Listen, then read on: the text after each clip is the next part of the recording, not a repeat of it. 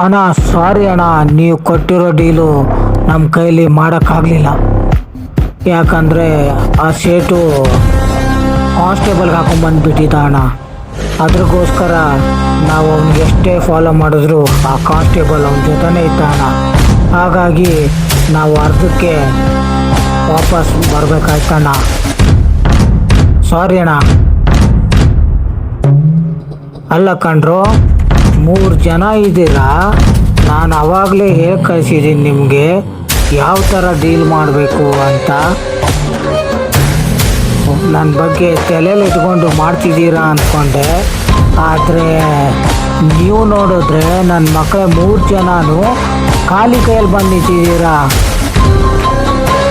ಹಿಂಗಾದರೆ ಹೆಂಗೆ ನಿಮ್ಮ ಜೀವನಗಳು? ನಾನು ಇಲ್ಲಿ ನಿಮಗೆ ಇಟ್ಕೊಂಡು ಪ್ರಯೋಜನ ಇಲ್ಲ. ಹೋಗ್ರಿ ಇಲ್ಲಿಂದ.